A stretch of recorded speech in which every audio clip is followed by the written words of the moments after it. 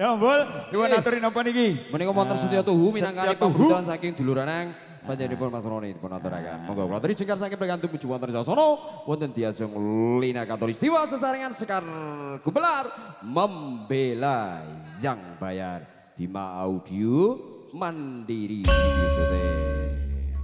Semoga dadosaken coy Setya Tuhu Ya. Sekar Gumelar Membela yang bayar Lina Katulistiwa.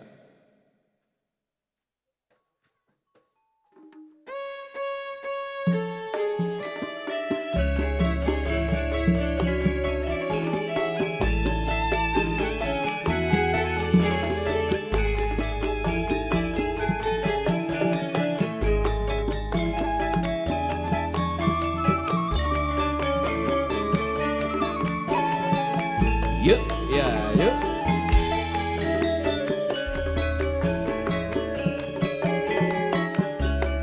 Aku kan satu-satu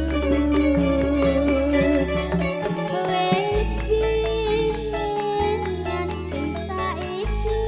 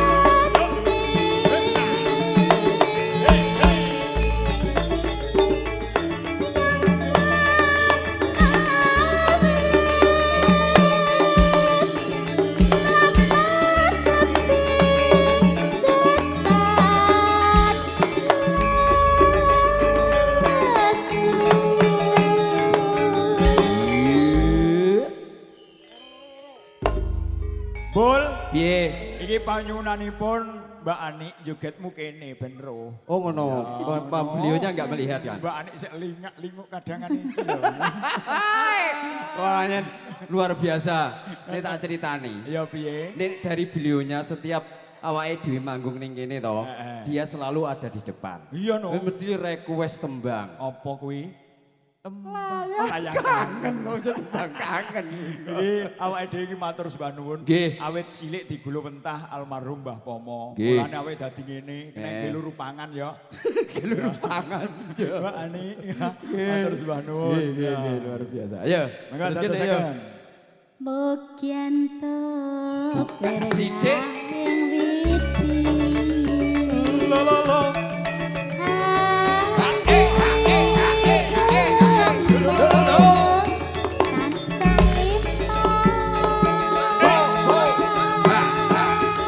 Ya, oh. Ya, oh.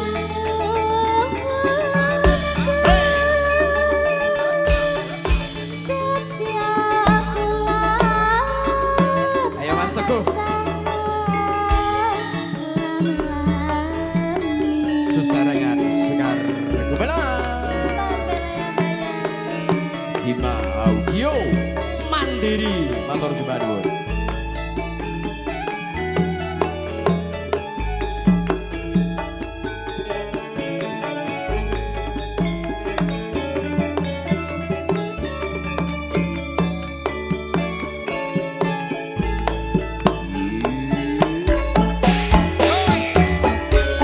Aku yang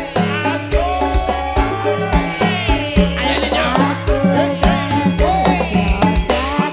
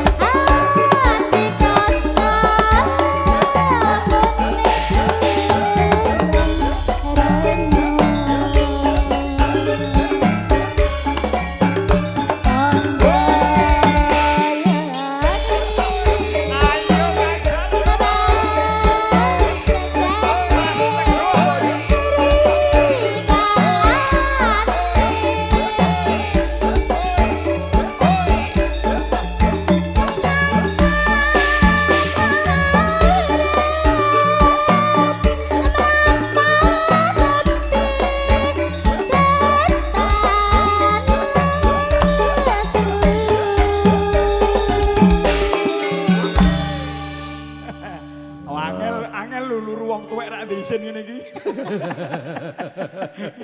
Mbak Ermin, ya iki lho didelok ewangku sekolah wae. Sopo? Mbak Ermin ewangku sekolah. Isin pora. Isin aku. Ya Mbak Mami, sehat ya Mbak ya. Lah isin kok gelem nampani duite. Enak ana. Ayo. Monggo kalajengaken. Isin-isin lah ayo. Mugian to Ayo, Mas Teguh.